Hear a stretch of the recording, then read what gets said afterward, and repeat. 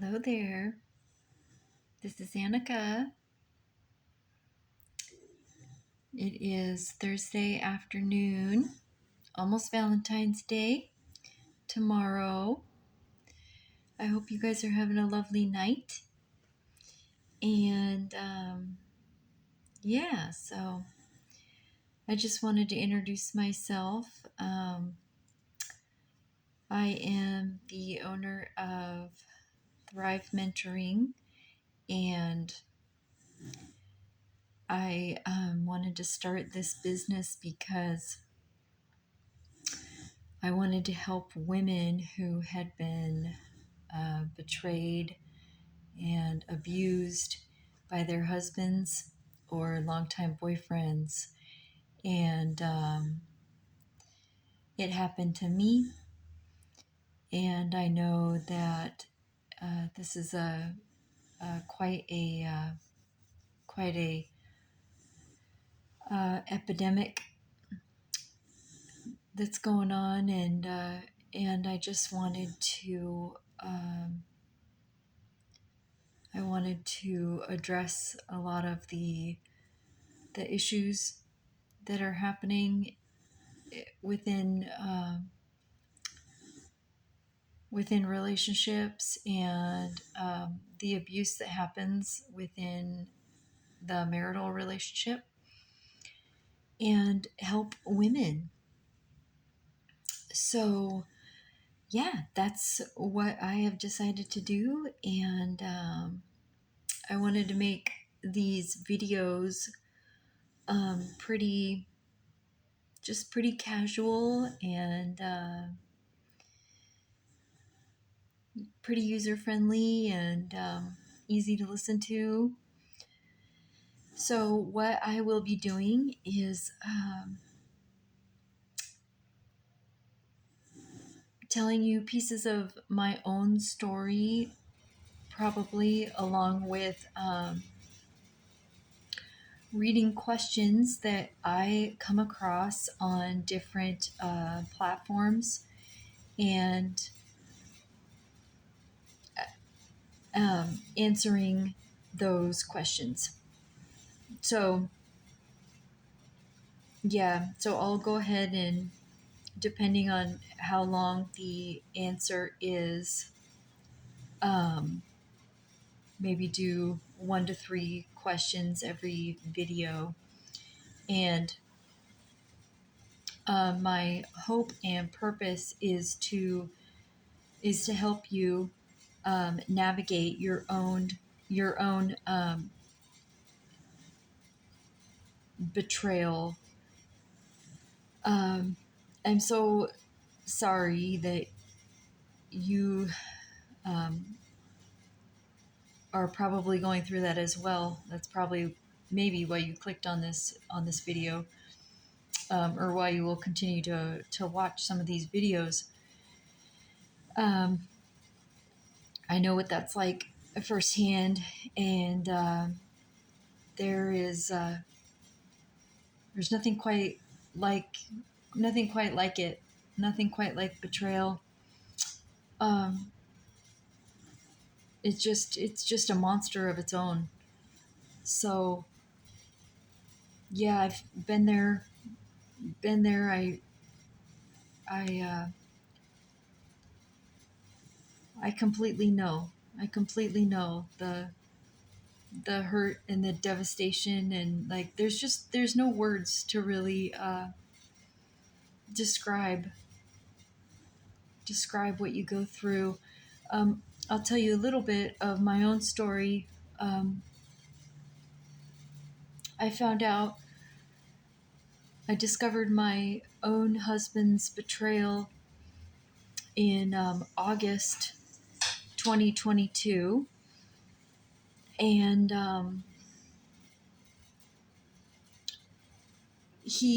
I when I first discovered it, I found it in a journal of all places.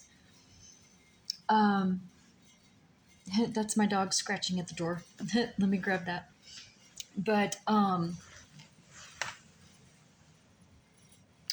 as a lot of you know, what happens with when you find out. Come on in, sweetheart. Um, when you find out of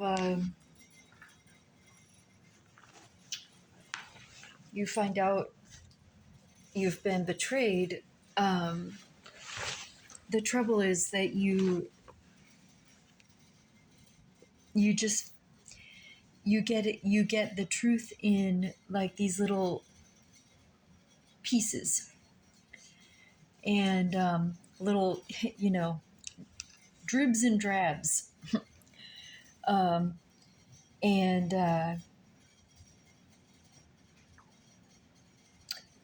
or they call them the counselors tend to call them trickle truths, and it just makes it that much harder because every time that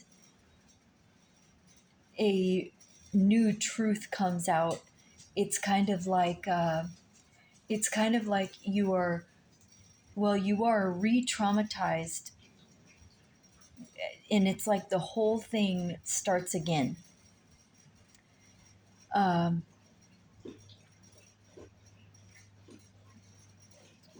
it's like a shock to the system all over again, and those who have been through betrayal completely understand this. It's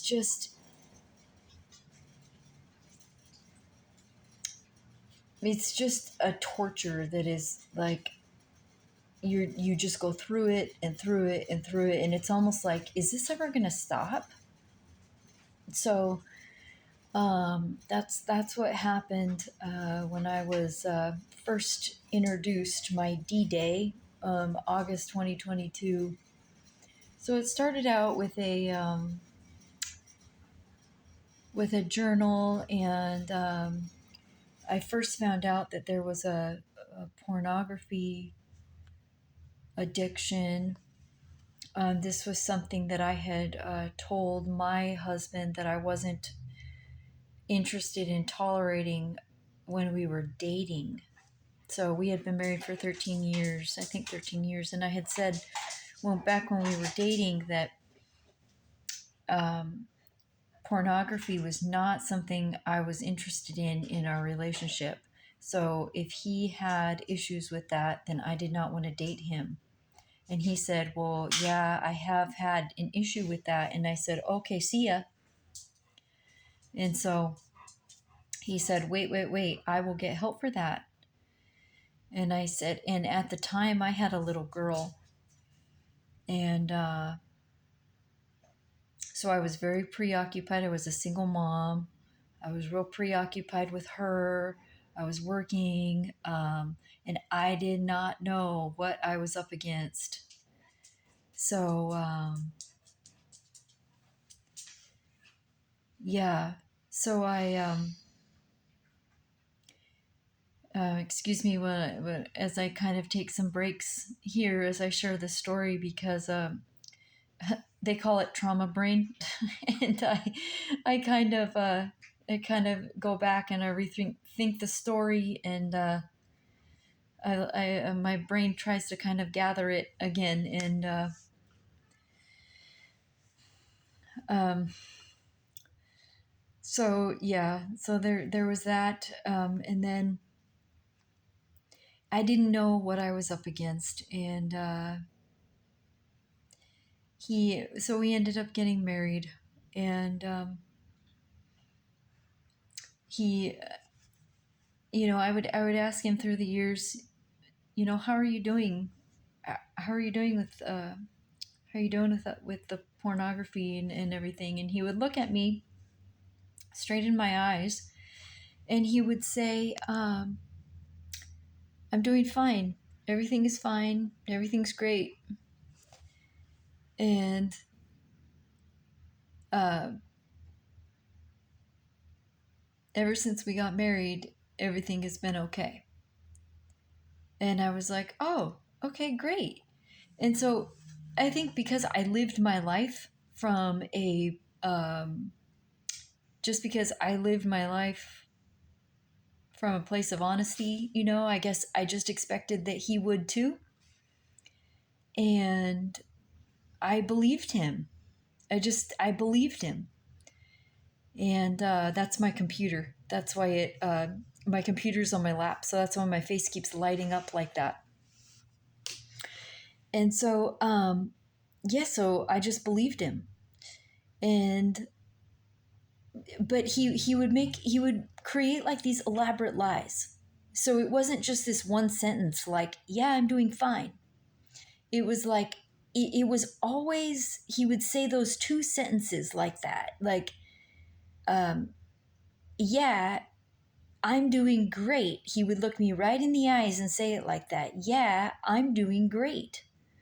And then he would say, ever since we got married, I've been doing fine. And he would say it just like that every time I would ask.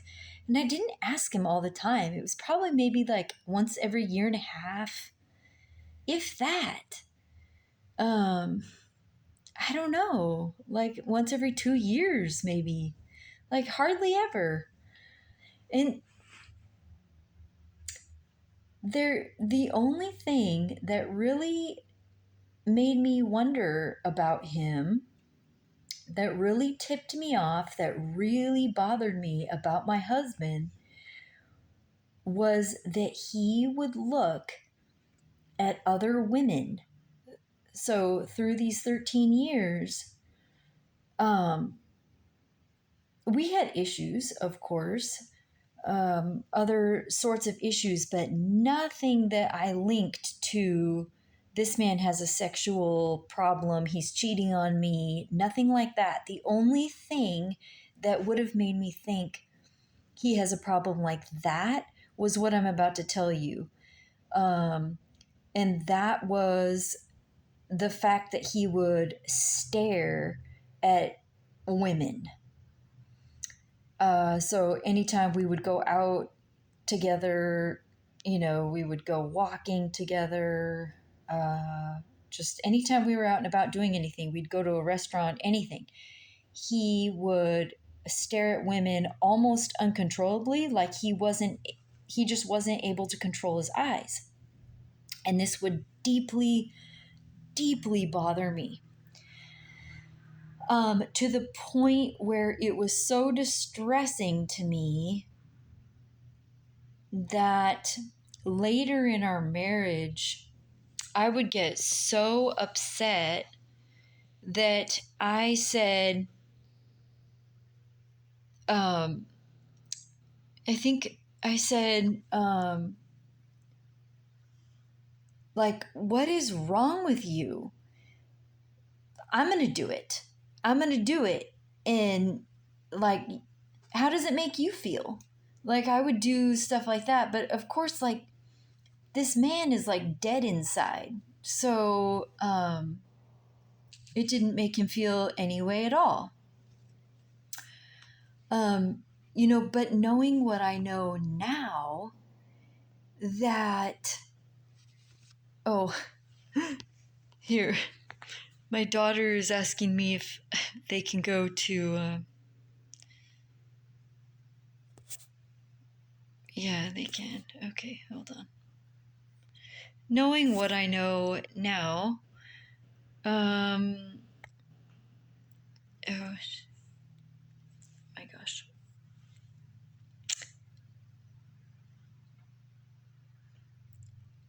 I might have to figure out how to edit these. Oh, daughter.